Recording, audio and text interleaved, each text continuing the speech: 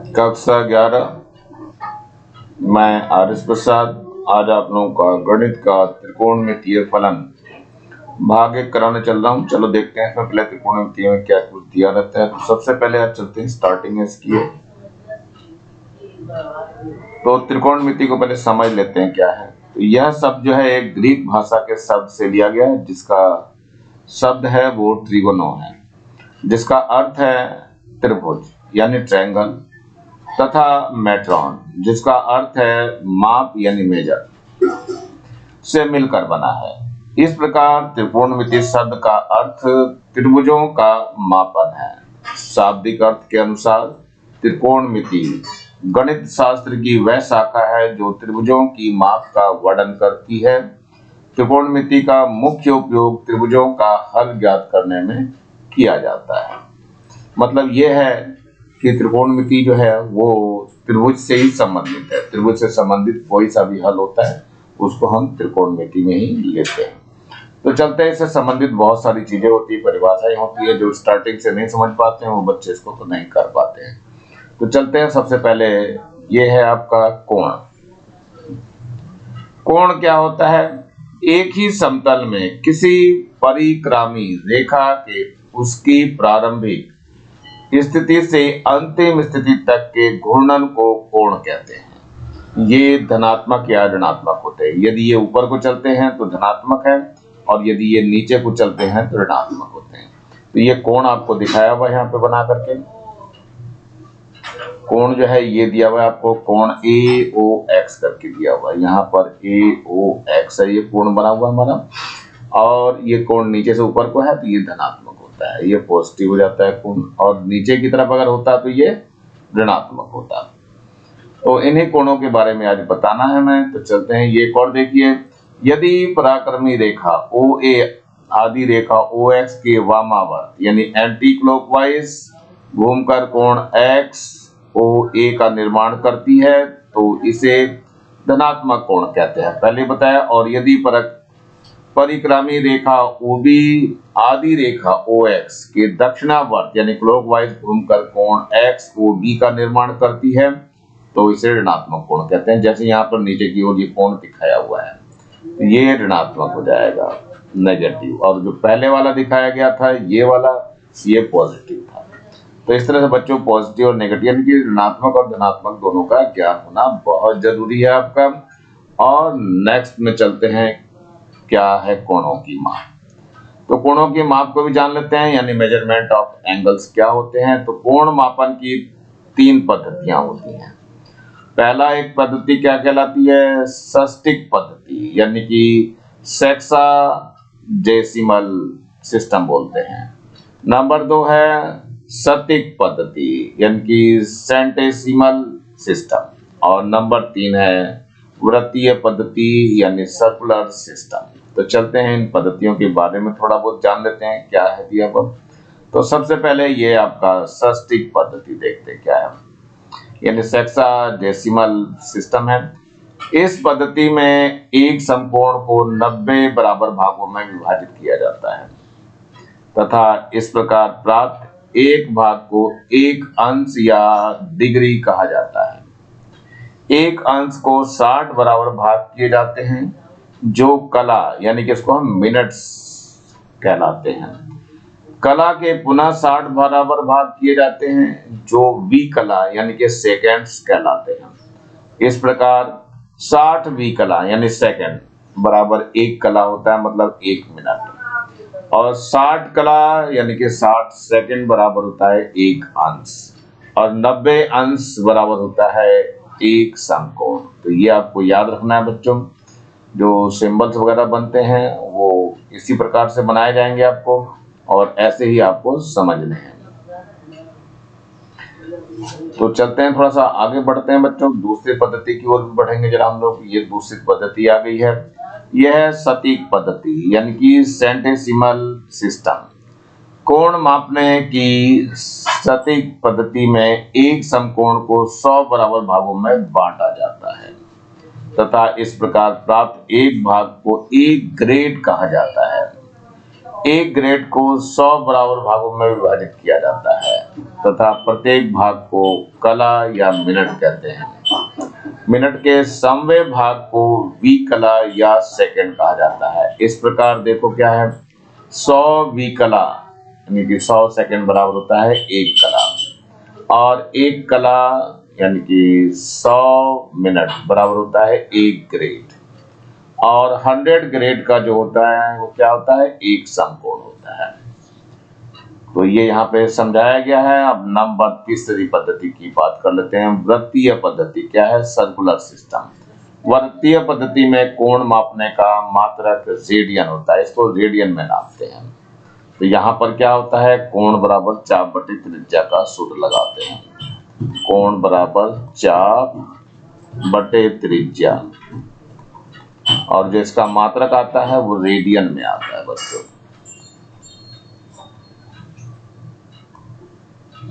तो कार्तीय समतल में मूल बिंदु O को केंद्र मानकर R त्रिज्या का एक वृत्त खींचा। वृत्त की परिधि के किसी बिंदु A से त्रिज्या R के तुल्य लंबाई का चाप AB काटकर OB को मिलाया। इस प्रकार केंद्र O पर बने कोण AOB को 1 रेडियन कहते हैं। ये दिया हुआ AOB को हम 1 रेडियन कहते हैं।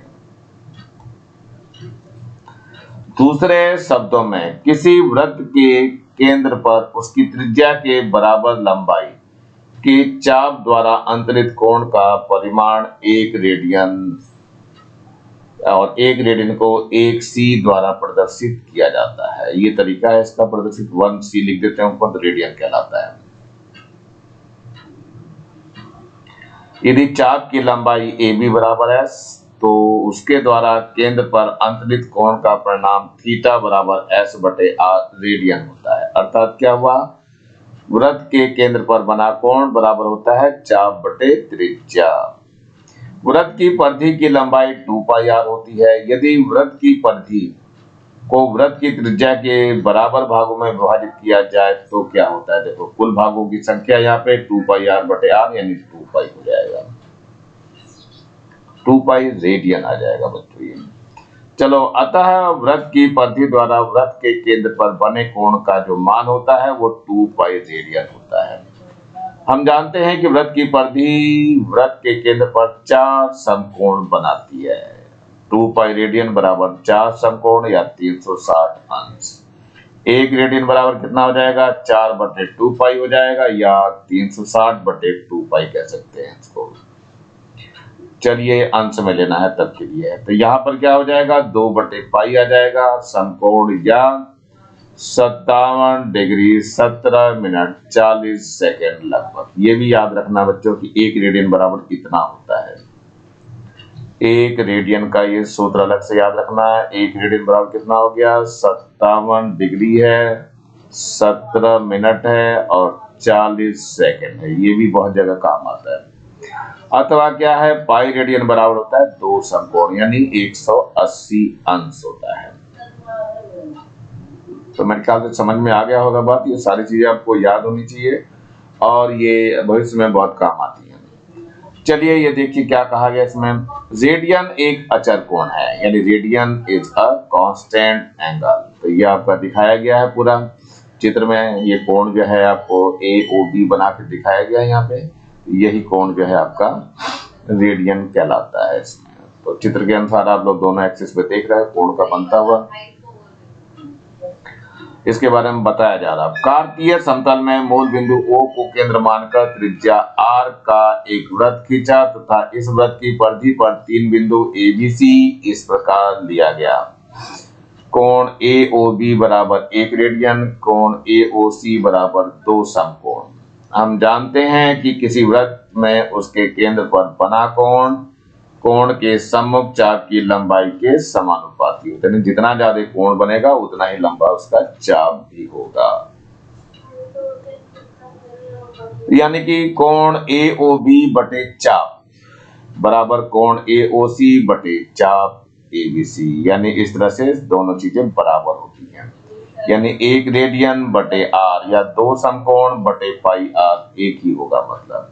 तो 1 रेडियन बराबर हो जाएगा 2 समकोण गुणा r बटे पाई r, यानी 2 समकोण बटे पाई बराबर अचल राशि आ गई। ये सिद्ध करने के लिए भी कभी कभी पूछा जाता है, बच्चों की समझ में नहीं आता क्या सिद्ध करने के लिए बोलता गया है। तो इस तरह से 1 रेडियन एक अचल राशि होती है जो बदलती नहीं, अतः रेडियन एक अचल कोण है। तो इस तरह से आपको बच्चों याद रखना है कि हाँ ये वास्तव में क्या होता है और कैसे होता है। तो चलते हैं, हम एक आधे प्रश्नों को भी हल कर लेते हैं। बिना प्रश्न हल किए किसी चीज का मूल्य नहीं समझ में आता है। तो हम चलते हैं, एक क्वेश्चन लेके आज चलता हूं मैं। ये दिया हुआ है 25 अंश को रेडियन में व्यक्त करिए। तो देखिए बच्चों कैसे बदला जाएगा। ये है आपका 25 अंश बराबर, इसका एक काम करना है, इसको 25 अंश है गुणा क्या करना पड़ेगा, पाई बटे 180 से गुणा करना पड़ेगा। ठीक है, ये तो अब देखो ये कटना चालू हो जाएगा, तो काट देते हैं इसको। 5 से काटिए तो 5 पंजे 25 हो जाएगा, और यहाँ काटेंगे तो 5 या 15 हो गया, एक 0 हो गया, यहाँ से कितना बचा 3 बच गया, तो 5 छंग 30 हो गया। तो ये कितना आ गया बच्चों, ये आ जाएगा 5 पाई बटे 36 रेडियन। ज्यादा ज्यादा आप पाई का मान जो है, पाई का मान भी आप रख सकते हो। पाई का मान जो होता है 3.14 कर दीजिए, या पाई का मान दूसरा जो होता है 22/7। ये मान जब रखते हैं जब 7 से कोई संख्या कट रही हो। तो फिलहाल यहाँ पे 3.14 रख सकते हो, नहीं तो पाई में ही छोड़ दीजिए। ये आंसर रेडियन वाले अधिकतर पाई में ही रहते हैं। तो ये इसका आंसर हो गया बच्चों, और इसी के साथ मैं आज का पार्ट यही समाप्त करता हूँ। नहीं तो बहुत टाइम हो जाता है, बच्चे फिर देखना नहीं पसंद करते हैं ज्यादा लंबे वीडियो, तो मैं छोटे छोटे वीडियो भी बनाने की कोशिश करूंगा। एक्सरसाइज में भले लंबा हो जाएगा, ठीक है।